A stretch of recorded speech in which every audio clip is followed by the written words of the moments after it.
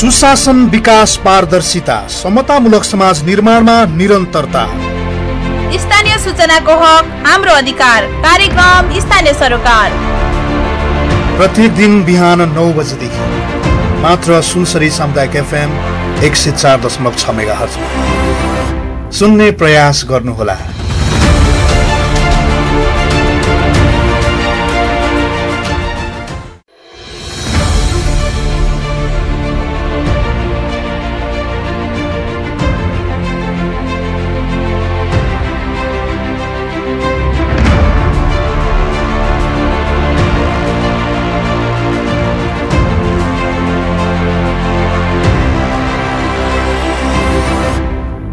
आदरणीय श्रोता नमस्कार अनि हार्दिक स्वागत गर्दछु। म कार्यक्रम प्रस्तोता अच्युत भट्टराई। कार्यक्रम स्थानीय सरोकारमा सुनसरी सामुदायिक FM 104.6 मेगाहर्जमा प्रसारण हुने यो कार्यक्रम हरेक दिन फरक प्रस्तोताका साथमा फरक क्षेत्रका व्यक्तिहरूसँगको कुराकानी लिएर आउने गर्दछौँ। अहिले विश्व कोरोना कहरमा फसेको छ, निकै असहज परिस्थिति झेल्नु परेको छ। तथापि पनि यो दलदलबाट निस्कन सरकारी निकाय अनि सेवा प्रदायक संस्थाहरूले आफ्नो ठाउँबाट भूमिका खेलिरहेका छन्। ग्रामीण जीवनमा मान्छेको जीवन स्तर उकास्नका लागि सहकारीले निकै महत्त्वपूर्ण भूमिका खेलेको हुन्छ। हाम्रो समृद्धिका लागि सहकारीको अहम भूमिका हुन्छ। आज हामी सहकारी संस्थाकै बारेमा कुराकानी गर्नेछौँ। आज हामीसँग यस विषयमा कुराकानी गर्न उपस्थित हुनुभएको छ बराक क्षेत्र नगरपालिका आर्थिक विकास शाखा प्रमुख मातृका तिवारी। अबको क्रममा म उहाँसँग कुराकानी गर्नेछु। सबैभन्दा पहिला आजका पाहुनालाई कार्यक्रममा स्वागत गरौँ। मातृका सर, यहाँलाई कार्यक्रममा स्वागत छ। धन्यवाद, नमस्कार।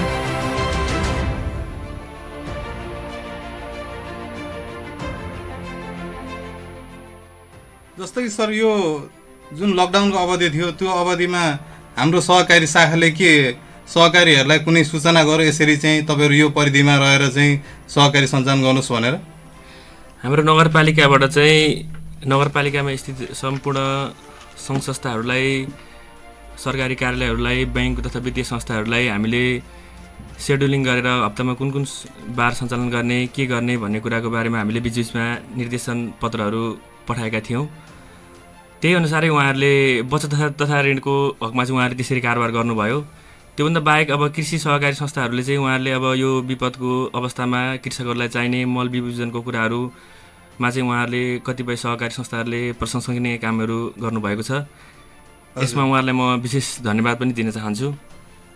भनेको मतलब यस्तो कोरोना कहरमा पनि उहाँहरूले चाहिँ सेवा चाहिँ दिन सक्नुभयो। कृषि सहकारी संस्थाहरूले चाहिँ कतिपय अब सबै केही न केही त कुनै ठाउँमा त विकृति पनि छन्। त्योभन्दा बाहेक केही जस धेरै सहकारी संस्थाहरूले चाहिँ कृषकहरूलाई चाहिँ आफ्नो संस्थाको मूल सिद्धान्त अनुसार काम गरेको पाइएको छ। हजुर, यो 18 स्थितिमा पनि उहाँहरूले त्यति गर्नु पनि राम्रो पक्ष हो, धेरै राम्रो हो। जस्तो कि बाह्र क्षेत्रमा कति सहकारी रहेका छन्?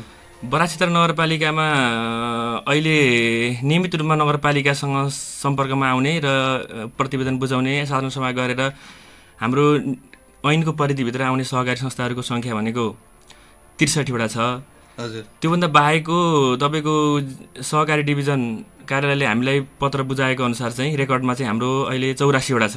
हजुर, दर्तामा रहेका 84 वटा छन्। तर खराब ऋणका कारणले गर्दा भनौँ अथवा चाहिँ विभिन्न बिचमा समस्या भएको कारणले गर्दा र खारेजीको प्रक्रियामा रहेका र साधारण सभा गरेर खारेजीसम्म पनि गर्न नसक्ने अवस्थामा लगभग 10 वटा हाराहारीमा सहकारी संस्थाहरू छन्। केही सहकारी संस्थाहरू चाहिँ खराब ऋणका कारणले गर्दा अलिकति अप्ठ्यारो स्थिति हुनुहुन्छ।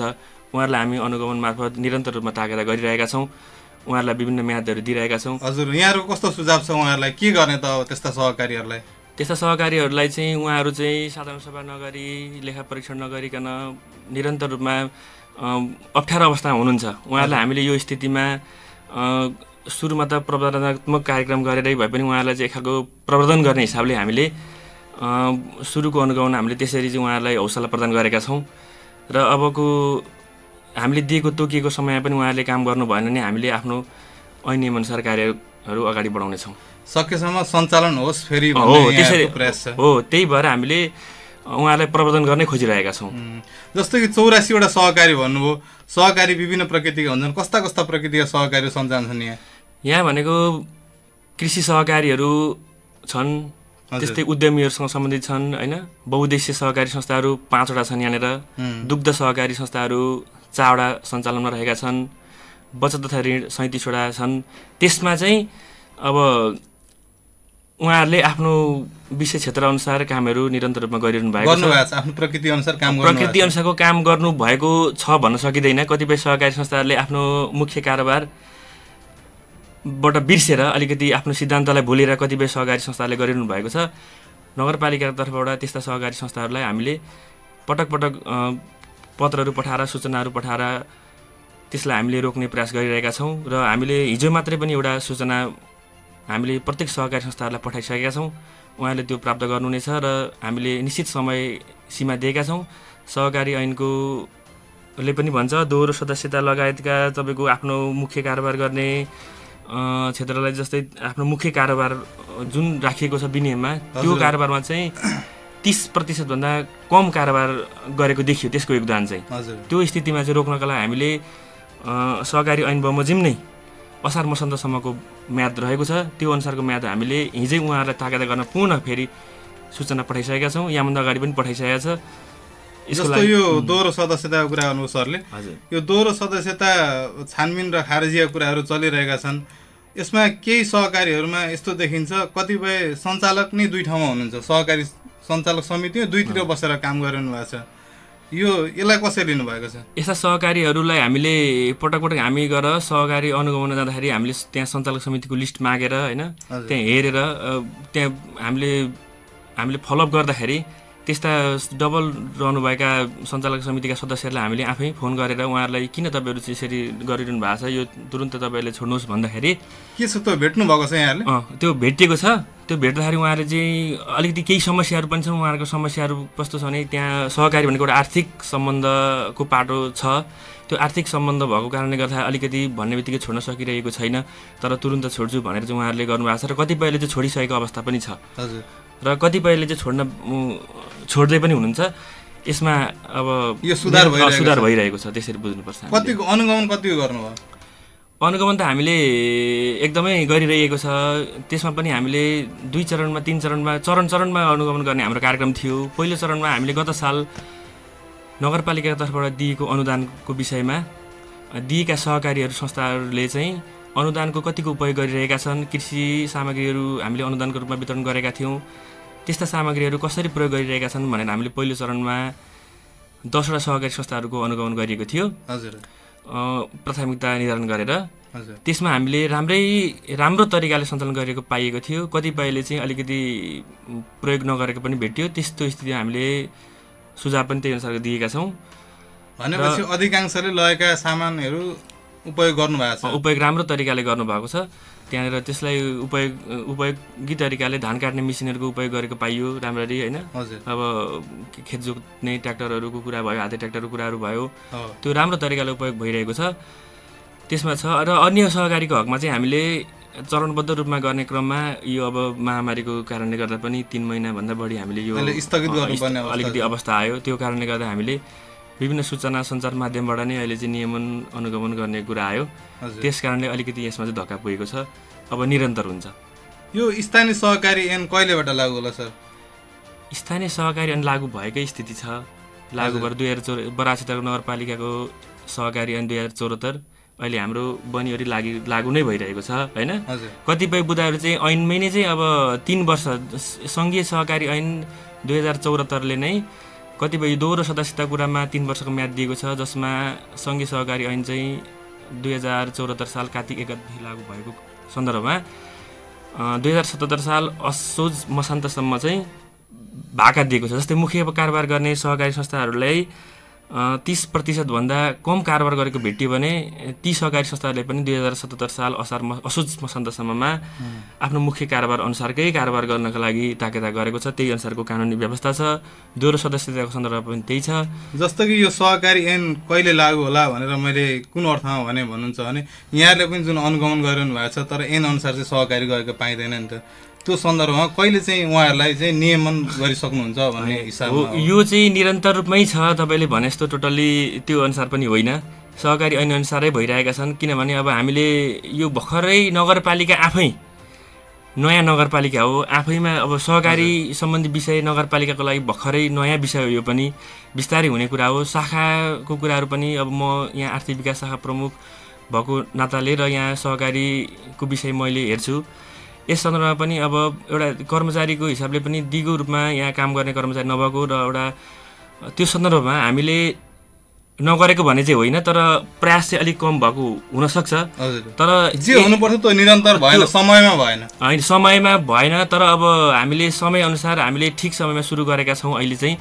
किनभने समयअनुसार जस्तै अब विनियमको कुराहरू छन्, सहकारी ऐन अनुसारको विनियम स्वयं सहकारी संस्थाहरू नै यस कुरामा सहकारी ऐनले नै भन्छ कि तर स्वतन्त्र हुनुहुन्छ उहाँहरू। तर उहाँहरू आफैले चाहिँ सहकारी ऐन 2074 अनुसार आफ्नो विनियम संशोधन गर्नमा आफू तत्पर हुनुहुन्न। यसको उहाँहरू संस्था हो, आफैले बुझेर पनि लागू गर्नुपर्छ भन्ने कुराहरू उहाँहरू आफै सशक्तिकरण, आफै सशक्त हुनुपर्छ भन्ने लाग्छ। त्यस सन्दर्भमा पनि हामीले यो सूचना, हिजोकै सूचना पनि विनियम चाहिँ 2074 अनुसार, सहकारी ऐन 2074 अनुसारै विनियम संशोधन गर्ने, पुनर्लेखन गर्ने भनेर हामीले सूचना सम्प्रेषण गरिसकेको सन्दर्भ छ। त्यसैले पनि अब हामीले विगतमा जे थियो र कतिपय कुरा लागू भएका छन् र कतिपय भन्ने बित्तिकै लागू नहुने स्थितिमा हामीले हिजो सूचनाबाट पनि हामीले धेरै कुराहरू गरिसकेको छ। अहिले हामीले तपाईँले भने जस्तो त्यति साह्रो निराशावादी हुनुपर्ने कुरा पनि छैन। जस्तो कि सर, एउटा यो सहकारी संस्था चाहिँ नियमअनुसार चल्नको लागि सामान्यतया के मापदण्ड पुरा गर्नुपर्छ? उहाँहरूले के चाहिँ अनिवार्य गरेकै हुनुपर्छ? उहाँहरूले चाहिँ सर्वप्रथम त साधारण सभा गर्नुपर्छ। उहाँहरू सहकारी संस्था गठन भइसकेपछि प्रत्येक वर्ष उहाँहरूले साधारण सभा सञ्चालन गर्नुपर्छ। हजुर, साधारण सभा सञ्चालन गरिसकेपछि उहाँहरूले प्रत्येक आफ्नो आर्थिक कारोबारको लेखा परीक्षण गर्नुपर्छ। अनि बचत तथा ऋण कारोबार गर्ने सहकारी संस्थाहरूले ऋण उपसमितिहरू, विभिन्न शिक्षा समितिहरू गठन गर्नुपर्छ, त्यो अनुसारको कामहरू गर्नुपर्छ।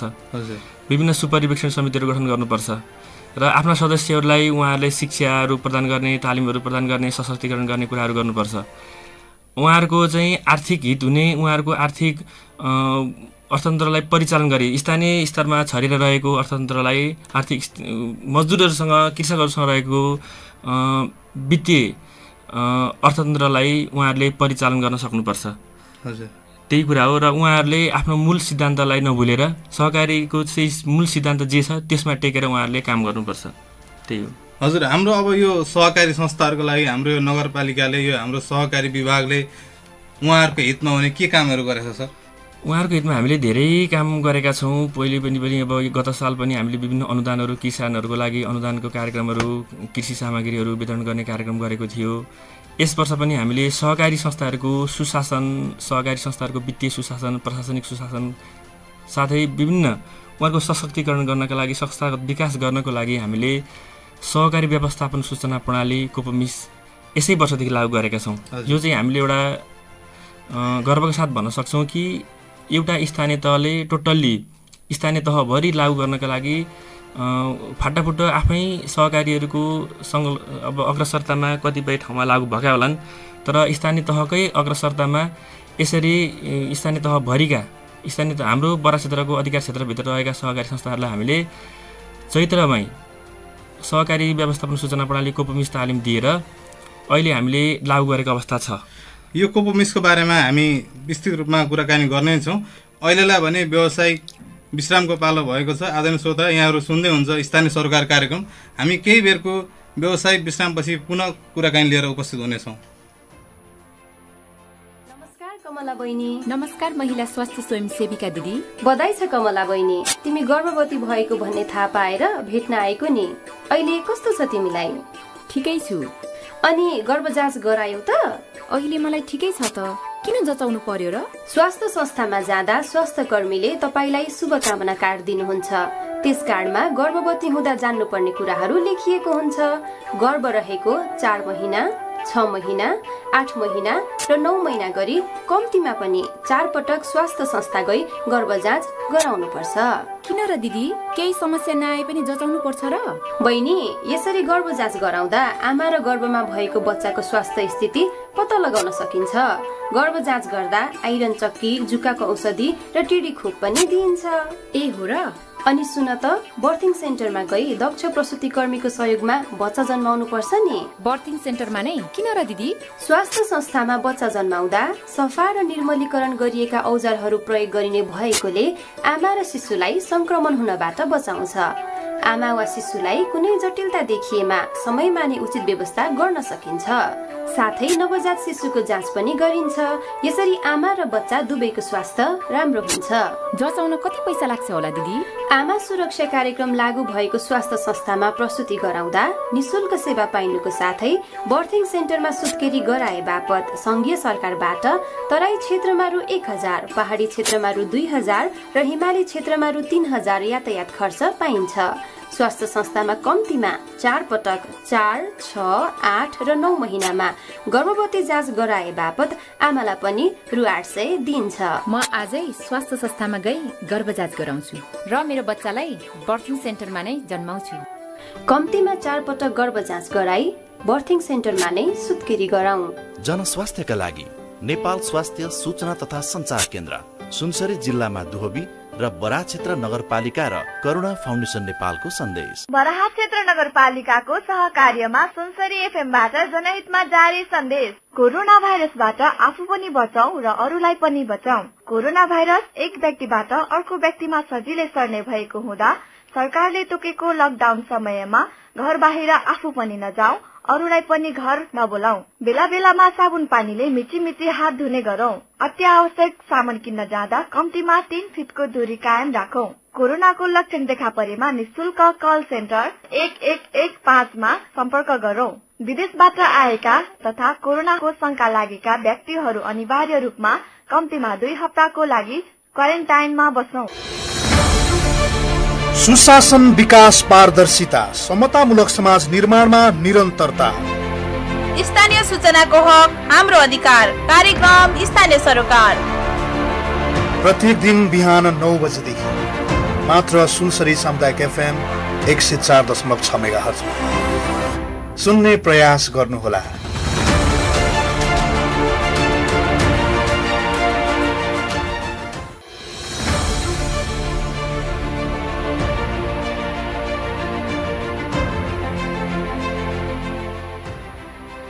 आदरणीय श्रोता, पुनः स्वागत छ कार्यक्रम स्थानीय सरकारमा। आज हामी बराहा क्षेत्र नगरपालिका आर्थिक विकास शाखा प्रमुख मातृका तिवारी सरसँग कुराकानी गरिरहेका छौँ। विशेष गरी आजको कुराकानीमा हामीले सहकारी सम्बन्धीका कुराहरूलाई चाहिँ यहाँहरू समस्या राख्ने जमर्को गरेका छौँ। अहिले भर्खरै हामी कोपोमिसका बारेमा कुराकानी गर्दैछौँ। यो कोपोमिस के हो सर? तपाईँको कोपोमिस के भन्नुहुन्छ भने, कोपोमिस भनेको सहकारी सम्बन्धी सूचना आँकडाहरूलाई आर्थिक सूचनाहरू हुन्छन्, आर्थिक आँकडाहरू हुन्छन्, ती कुराहरूलाई व्यवस्थित रूपमा वैज्ञानिक ढङ्गले वेब बेस्ड सिस्टम भनेको सफ्टवेयर वेब बेस्ड सिस्टममा हामीले चाहिँ इन्ट्री गरेर त्यसलाई व्यवस्थित गर्ने एउटा वैज्ञानिक सूचना प्रविधि हो। त्यसमार्फत चाहिँ हामीले नियामक निकायलाई पनि अनुगमन गर्नका लागि, नियमन गर्नका लागि, सुपरिवेशन गर्नका लागि धेरै सजिलो भएको छ र स्वयं संस्थाहरूलाई पनि आफ्नो वित्तीय प्रतिवेदनहरू बुझाउनका लागि, मासिक प्रतिवेदन बुझाउनका लागि, साधारण सभाको रिपोर्टहरू, निर्वाचनको रिपोर्टहरूको कुराहरू भए यी कुराहरू बुझाउनका लागि पनि सजिलो छ। र यो चाहिँ सहकारी संस्थाहरूदेखि स्थानीय तह, प्रदेश र सङ्घ अन्तर्गतका सहकारी विभागहरूमा चाहिँ एउटा राम्रो खालको एउटा सम्बन्ध स्थापित भएको छ। यसले के छ, यो सिस्टममा सबैजना आउन सक्ने सम्भावना छ? एकदमै। अब यो चाहिँ अब हाम्रो बराहा क्षेत्रको नगरपालिकाको सन्दर्भमा कुरा गर्ने भने एकदमै आउने राम्रो सम्भावना छ। राम्रो मैले चाहिँ देख्छु, किनभने बराहा क्षेत्र नगरपालिकामा इन्टरनेट पहुँच नभएको ठाउँ करिब छैन होइन, सबै ठाउँ पुगेको स्थिति छ। यस स्थितिमा कुनै कुनै ठाउँमा समस्या होलान्, तर उहाँहरूले चाहनुभयो भने नहुने भन्ने कुरा छैन। महिना दिनमा एकचोटि इन्ट्री गर्नुपर्ने मुख्य कुरा हो यो। दैनिक रूपमा इन्ट्री गर्नु पर्दैन र आफूले महिनाभरि गरेका कारोबारहरूको एक दिन बसेर इन्ट्री गर्नका लागि त्यत्रो गाह्रो चाहिँ छैन। तर इच्छा शक्ति सहकारी संस्थामा हुनु पर्यो। चैतबाट लागू गर्ने चाहिँ हामीले गरेका थियौँ भन्नुभयो, अहिले लकडाउनले गर्दाखेरि यो स्थगित भएको अवस्था होला। अब यो कहिलेबाट सुचारू हुन्छ, के छ यो सुचारू त निरन्तर रूपमा छ। कतिपय सहकारी संस्थाहरूले उहाँहरूले चाहिँ बीचमा लकडाउनकै बीचमा पनि अपडेट गर्नुभएको छ। हजुर, किनभने त्यो भनेको रुममै बसेर पनि अनलाइन सिस्टममा हामीले सामान्यतः इन्टरनेट चलाए जस्तै हो। यो सिस्टममा सबैजना रेडी भइसक्नु भएको छ, उहाँहरू पुरा छ। हामीले 62 वटा सहकारी संस्थाहरूलाई तालिम दिएका थियौँ। त्यति सहकारी संस्थाहरूमा हामीले लगभग 52वटा सहकारी संस्थाहरूलाई युजर आइडी वितरण गरिसकेका छौँ। हजुर, युजर आइडी वितरण गरिसकेका सहकारी संस्थाहरूमा 20वटादेखि 22वटा सहकारी संस्थाहरू त्यति छोटो समयमै हाम्रो इन्ट्रीमा समावेश भइसक्नु भएको छ, हाम्रो सिस्टममा समावेश भइसक्नु भएको छ। किनभने हामीले चैतदेखि लागू गऱ्यौँ, तर चैत 11 गतेदेखि लकडाउन भयो। त्यो बिचमै उहाँहरूले इन्ट्री गरिसक्नु भएको स्थिति हो र बिचमा कतिपयले चाहिँ आफै अब कतिपयलाई सोध्नुपर्ने, कतै जानुपर्ने, हिँड्नुपर्ने कारणले गर्दा लकडाउनमा उहाँहरू सक्नु भएन। त्यो कुरालाई हामीले सामान्य रूपमा लिनुपर्छ अहिलेको स्थितिमा। र हिजो मात्रै हामीले एउटा सूचना निकालिसकेका छौँ। यो अब असार मसान्तभित्रमा उहाँहरूले कोपोमिस तालिम लिएका सम्पूर्ण 62वटा सहकारी संस्थाहरूले अपडेट नगर्नु भएको, यो चैत वैशाख जेठको अपडेट नगर्नुभएका सहकारी संस्थाहरूले असार मसान्तसम्म कोपोमिसमा अपडेट गर्नुहोला, नत्र जरिवाना गरिनेछ भनेर एउटा सूचना हामीले हिजै मात्रै सबैलाई पठाइसकेका छौँ। हामीले समग्रमा 5-7वटा सूचना उहाँहरूलाई एकमुष्ट पठाइसकेका छौँ। उहाँहरूसँग भोलि अथवा आजै भित्रमा पुग्न सक्छ, हिजो पठाइसकेको छ। यसले हामीलाई थप टेवा पुग्छ भन्ने लाग्छ। त्यो बाँकी रहेका 10वटाले त अब त्यो सिस्टममा आउन उहाँहरूले युजर नेम पासवर्ड लिनु बाँकी छ, उहाँहरूलाई पनि लिने सूचना उहाँहरूलाई लिने त उहाँहरूलाई हामीसँग तालिममा लिन आउनु भएको छ, उहाँहरूलाई बोलाइरहेका छौँ। उहाँहरू कतिपय कन्ट्याक्टमा हुनुहुन्छ, कतिपय लकडाउनले गर्दा आउन पाइरहनु भएको छैन। अब आजदेखि त अब असारे गते आजदेखि अलिक खुकुलो भएको छ, अब आउनुहुन्छ उहाँहरू। कतिपय नआउनेहरूलाई चाहिँ हामीले फेरि फोन गरेर हामीले बोलाउँछौँ, सूचना निकाल्नुपर्छ भन्ने छैन, उहाँहरूलाई हामी बोलाउन सक्छौँ। उहाँहरू आउनुहुन्छ। जस्तो सर यो सहकारी संस्थाहरूको एउटा गुनासो छ, जस्तै सहकारी संस्थाहरूले प्रत्येक वर्ष चाहिँ लेखा परीक्षण गराएर त्यो प्रतिवेदन अनुसार उहाँहरूले चाहिँ आन्तरिक राजस्व कार्यालयमा कर बुझाउनुहुन्छ। फेरि यता सरकारले, स्थानीय सरकारले पनि कर लिइरहेको अवस्था छ। यो चाहिँ उहाँहरू दोहोरो करको मारमा परेको हो कि भन्ने उहाँहरूले महसुस गर्नुभएको छ। हामीलाई चाहिँ यो अलिकति पेलाइ भयो बढी, उता पनि कर तिर्ने, यता पनि कर तिर्ने, एउटै संस्थाले एउटै सरकारलाई, यो गुनासो छ। यो किन होला सर? यो यतातिर किन कर तिर्नु पर्यो होला? यो कुरामा अलिकति तपाईँले राम्रो कुरा सोध्नुभयो। हामीले कर लाउने विषयमा व्यापक रूपमा, गम्भीर रूपमा, वैज्ञानिक तरिकाले लाउनुपर्छ, यो कुरा स्वीकार्दछु। तथापि हामीले स्थानीय सरकारले के कुरामा कर लाउन पाउने र के कुरामा कर लाउन पाउने भन्ने कुराहरू स्पष्ट छ। अब तपाईँले आन्तरिक राजस्व कार्यालयमा पनि बुझाउनुहुन्छ र हामी नगरपालिकाले पनि लिन्छौँ। हामीले नगरपालिकाले लिने कर भनेको नवीकरण तथा सेवा शुल्क, हामीले वर्षभरि सेवा शुल्क बापत हामीले उपलब्ध गराउँछौँ। तपाईँहरूले भनेको व्यावसायिक के करको रूपमा शीर्षकमा तिर्नुहुन्छ आन्तरिक राजस्व कार्यालयमा। हजुर, तर त्यो हामीले लिने भनेको सेवा शुल्क बापत तपाईँहरूलाई हामीले विभिन्न तालिमहरू दिन्छौँ, विभिन्न अनुदान उपकरणहरू प्रदान गर्छौँ। त्यो बापत सहकारीले चाहिँ बदलामा अलिक थोरै भए पनि सहकारी संस्थाबाट हामीले सेवा शुल्क बापतको रकम लिने नगरसभाबाट पारित गरेर हामीले त्यो सिस्टम राखेका छौँ। त्यसमा चाहिँ यहाँ सम्पूर्ण नगरवासी सहकारी संस्थामा आबद्ध सम्पूर्ण संस्थाहरूलाई के पनि भन्न चाहन्छु भने सरकारलाई कर तिर्नु तपाईँहरूको लागि हो, विकासका लागि हो। त्यही भएर यसलाई नकारात्मक रूपमा लिने भन्दा पनि नगरपालिकाले सेवा शुल्कको रूपमा लिएको छ, कर हार्दिकताको साथ तिर्नु होला भन्न चाहन्छु। जस्तो सर त्यो रकम कति पर्छ? रकम कस्तो छ भने हामीले अहिले अस्तिको 6औं अधिवेशनबाट हामीले के गरेका छौँ भने पहिलो पर्सेन्टको हिसाबले राखेको रहेछ। अलिकति त्यो अवैज्ञानिक भयो भनेर हामीले कारोबारको आधारमा राखेका छौँ। हामीले क, ख, ग, घ भनेर हामीले 4वटा खण्डमा हामीले कारोबारलाई राखेका छौँ। त्यसले चाहिँ हामीलाई त्यस बाबत चाहिँ हामीले के गरेका छौँ भने क वर्गमा रहेका सहकारी संस्थाहरूलाई हामीले 10 करोडभन्दा माथि रहेकालाई क वर्गमा राखेका छौँ। ख वर्गमा 1 देखि 10, ग वर्गमा 50 लाखदेखि 1 करोडसम्म र घ वर्गमा चाहिँ हामीले त्यो कारोबारदेखि 50 लाखसम्म हामीले त्यसरी मिलाएर राखेका छौँ। यो वर्ग त भन्नु जस्तो क वर्गले कति? क वर्गले हामीलाई चाहिँ 9000 तिर्नुपर्छ, ख वर्गले 8000 देखि लिएर हामीले सबैभन्दा सानो थोरै कारोबार गर्नेले 2000 सम्म तिर्नुपर्छ। त्यसरी हामीले समानुपातिक हिसाबले सबैलाई त्यति मार नपर्ने गरी हामीले ख वर्गले 2000 तिर्नुपर्छ। हो। अब यो सहकारी क्षेत्रमा सहकारीहरूको चाहिँ उन्नति प्रगतिका लागि चाहिँ अब उहाँहरूलाई अगाडि बढाउनको लागि चाहिँ कस्तो नीति आउँछ आगामी आर्थिक वर्षमा? के छ यसको तयारी? हामीले यसपालि व्यापक रूपमा छलफल गरिरहेका छौँ। हाम्रो आर्थिक विकास समितिबाट पनि हामीले धेरै कुरा छलफल अहिले छलफल जारी छ। हामीले अबको 10 दिनभित्र, 10 दिन पनि छैन, 5-7 दिनभित्र हामीले नगरसभामा हामीले चाहिँ बजेट पेश गर्नेछौँ। त्योभन्दा अगाडि हामीले धेरै कुरा सहकारीको बारेमा पनि धेरै कुराहरू छलफल गरिरहेका छौँ। यसमा चाहिँ एउटा छ सामूहिक सहकारी खेतीको लागि मैले एउटा अवधारणा चाहिँ समितिमा पेश गरेको थिएँ। त्यो कुरा हाम्रो चाहिँ पारित हुने स्थिति छ, सबैले सपोर्ट गरिनु भएको छ। त्यसमा सामूहिक सहकारी खेतीमा चाहिँ अनुदान कार्यक्रम हामीले राखेका छौँ। यसमा चाहिँ सहकारी खेतीहरूलाई चाहिँ उत्पादनमा आधारित अनुदान, फेरि हामीले सुरुमा नै हामीले उहाँहरूलाई अनुदान दिने होइन कि उत्पादनमा आधारित उहाँहरूलाई सहकारी संस्थाका सदस्यहरूलाई कृषि पेसामा चाहिँ आबद्ध गराउनका लागि, कृषिलाई अझै थप वैज्ञानिक गराउनका लागि, सहकारी संस्थाहरूलाई चाहिँ झन् प्रवर्धन गर्नको लागि हामीले सामूहिक सहकारी खेती, त्यसमा पनि हामीले सामूहिक सहकारी खेतीलाई जोड दिँदै त्यसमा चाहिँ पर्यटकीय हिसाबले विकास गर्ने होइन। त्यसमा चाहिँ अब कोही मान्छे बाहिरबाट पनि सहकारी खेती हेर्नका लागि आउने र स्वयं सहकारीको नमुना खेती होस् हो, त्यो कुरा चाहिँ हामीले प्रवर्धन गर्नका लागि यो एउटा नयाँ कन्सेप्ट ल्याएका छौँ। यसमा यो सफल हुन्छ भन्ने एउटा आशा गरेको छु। त्यसमा अर्को कुरा छ, यो महामारीले हामीलाई एउटा बजार क्षेत्रमा पनि सहकारीले केही गर्नुपर्छ भन्ने एउटा आवश्यकता महसुस भएको छ।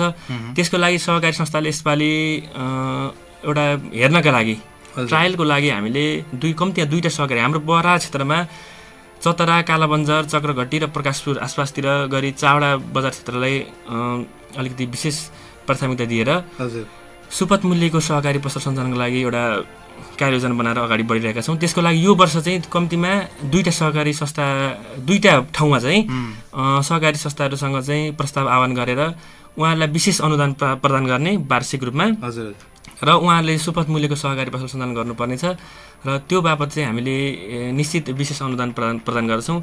त्यसबाट चाहिँ आम उपभोक्ताहरूलाई चाहिँ विभिन्न खाद्य वस्तुहरूको खरिदमा चाहिँ विशेष सहुलियत पुग्छ, राहत पुग्छ भन्ने ध्येयका साथ यो कार्यक्रम पनि ल्याइएको छ। त्यस्तै अन्य कार्यक्रमहरू, क्षमता विकास सम्बन्धी कार्यक्रमहरू पनि हामी ल्याउनेछौँ। यो कोपमिसलाई निरन्तरता दिनका लागि पनि कतिपय छुट्नुभएका सहकारी संस्थाहरूलाई दायरामा ल्याउनका लागि पनि हामीले थप एउटा पुनर्ताजगी तालिम पनि राख्ने प्रस्ताव गरेका छौँ। लगायतका विभिन्न कार्यक्रमहरू छन्। लगायत अब आर्थिक विकास समितिको कुरा पनि थोरै, आर्थिक विकास शाखाको कुरा थोरै जोड्छु। पर्यटन सम्बन्धी कुराहरू हामीले विशेष जोड दिएका छौँ। होमस्टे विकासका लागि सूर्यकुण्डमा होमस्टे विकासका लागि विशेष एउटा कार्यक्रम ल्याउन आँटिएका छौँ। कस्तो यो सरकारले लगानी गर्छ कि मतलब सरकारले यसो गर्छ, एउटा कुनै अब सूर्यकुण्डमा रहेका केही घरहरूलाई उहाँहरूले चाहिँ होमस्टेको प्रबन्धनका लागि उहाँहरूसँग प्रस्ताव आह्वान गर्छौँ र उहाँहरूले चाहिँ त्यहाँ जाने पर्यटकहरूलाई चाहिँ पूर्वाधार विकास गरे बापत हामीले विशेष अनुदान अथवा सहयोग गर्छौँ, सहयोगको प्याकेज घोषणा गर्छ र उहाँहरूले त्यो बापतको चाहिँ हामी जाँदाखेरि पर्यटकहरू जाँदाखेरि त्यहाँ चाहिँ पर्यटकको लागि सुविधाहरूको उहाँहरूले व्यवस्थापन गर्नु पर्यो। त्यस बापत हामीले चाहिँ उहाँहरूलाई अनुदान अथवा केही कुरा प्रोत्साहन गर्छौँ। त्यो कुरा छ। र बराहा क्षेत्रमा पर्यटन गुरु योजना निर्माण गर्ने कुरा पनि हामीले अघि सारेका छौँ। यो बराहा क्षेत्र भनेको सांस्कृतिक, धार्मिक लगायत पर्यटकीय क्षेत्रले एउटा पर्यटक छ। हामीले गुरु योजना नबनाइकन कसरी चाहिँ हामीले चाहिँ कार्यक्रमहरू लगानी गर्ने, कार्यक्रमहरू गर्ने भन्ने कुरा एउटा अन्यलको विषय छ र यो पर्यटन गुरु योजना बनाउने कुरा छ। र यसै सन्दर्भमा अर्को कुरा पनि जोड्न चाहन्छु। अर्को आर्थिक विकास शाखाले चाहिँ निरन्तर रूपमा बजार अनुगमन गरिरहेको छ। विभिन्न पसलहरूलाई चाहिँ हामीले कारबाही पनि गरेका छौँ। यो कालोबजारी गर्नेलाई चाहिँ हामीले कारबाही ठाउँको ठाउँ त्यहाँ चाहिँ अस्ति कालोबजारी गर्नेलाई निकै ठाउँ हामीले गरिसकेका छौँ, निरन्तर अनुगमन पनि गरिरहेका छौँ। हुन्छ, यो अनुगमनको कुराहरू पनि केही पाइएको छ, तर एउटा लागू नभएको कुरा चाहिँ के देखिन्छ भने जस्तै मूल्य सूची राख्ने भन्ने कुरा लागू हुन सकेको छैन। यो किन होला? यो मूल्य सूची राख्ने कुरामा चाहिँ हामीले उद्योग वाणिज्य सङ्घ बराहा क्षेत्रसँग पनि हामीले निरन्तर छलफल गरिरहेका छौँ। उहाँहरूले यो कुरामा चाहिँ सकारात्मक दृष्टिकोण राख्नु भएको छ। उहाँहरूले चाहिँ कतिपयले त राख्नु भएको छ, तर पनि यो उद्योग वाणिज्य सङ्घले अलिकति अग्रसरता नदेखाउँदाखेरि हामी अलिकति अप्ठ्यारो स्थितिमा छौँ। उहाँहरूलाई पनि हामीलाई सहयोग गर्नुहुनेछ अब चाहिँ भन्ने आशा गर्दछौँ।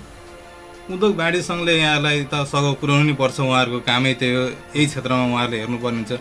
तथापि पनि यहाँले सूचना जारी गर्नुभएको छ पटक पटक मूल्य सूची राख्नुहोस् भनेर, उहाँलाई दोहोऱ्याएर फेरि अनुगमन गर्दाखेरि कारबाही गर्न सकिन्छ? हामीले कारबाही गर्न सकिन्छ। अस्ति पनि त्यसरी नै एकचोटिलाई हामीले चान्स दियौँ भनेर चाहिँ भन्यौँ। नेक्स्ट टाइम आउँदाखेरि हामी गर्नेछ भनेर हामीले प्रत्येक अनुगमनको फार्ममा उहाँहरूलाई सही गराएर हामी आएका छौँ। र नेक्स्टचोटि अबको आउने समयमा अनुगमन गर्दा चाहिँ हामीले मूल्य सूची नराख्ने प्रत्येक पसललाई हामीले कारबाही गर्ने हामीले दिइसकेका छौँ र त्यही अनुसारको उद्योग वाणिज्य सङ्घलाई पनि हामीले भनिसकेका छौँ।